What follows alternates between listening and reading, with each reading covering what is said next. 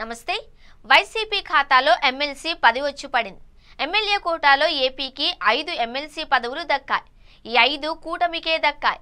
5ంటిలో 3 TDP, అలాగే Janasena, BJP చెరో సీటును పంచుకున్నాయి.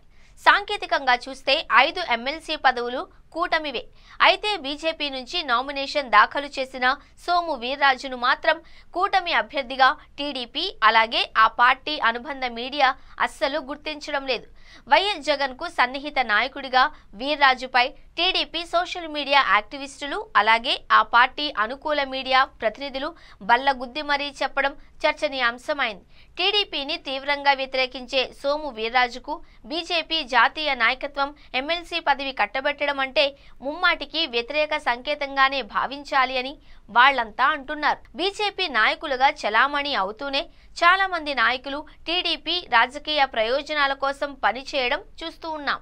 ఫలానా నాయకుడు లేదా నాయకురాలు పేరుకు బీజేపీనే కానీ టీడీపీ శ్రేయస్సు కోసం పనిచేస్తున్నారు అని వెంకయ్య నాయుడు మొదలుకొని నేటి ఆ పార్టీ అధ్యక్షురాలు దగ్గుబాటి పురంధేశ్వరి వరకు విమర్శలు ఎదుర్కొన్నవారే. ఆ కోణంలో చూస్తే సోము వీర్రాజు నిఖార్సైన బీజేపీ నాయకుడు. ఆర్ఎస్ఎస్ కార్యకర్తగా పనిచేస్తూ ఆ తరువాత బీజేపీ నాయకుడిగా సోము వీర్రాజు ఎదిగారు.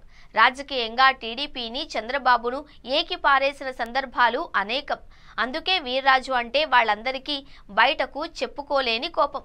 కానీ జాతీయ నాయకత్వం దగ్గర వీర్రాజుకు మంచి పలుకుబడి ఉండడంతో ఎమ్మెల్సీ పదవిని దక్కించుకోగలిగారు. బీజేపీ జాతీయ నాయకత్వం దగ్గర చంద్రబాబు మాట చెల్లుబాటు అయ్యి ఉంటే వీర్రాజును కాకుండా లంకా దినకర్, నాగభూషణం తదితర తమ సామాజిక వర్గానికి చెందిన వాళ్లల్లో ఎవరో ఒకరికి సీటు ఇప్పించుకునేవాళ్లు. వీలు కాకపోవడంతో వీర్రాజు అభ్యత్వాన్ని ఆమోదించక అనివార్య పరిస్థితి ఏర్పడింది.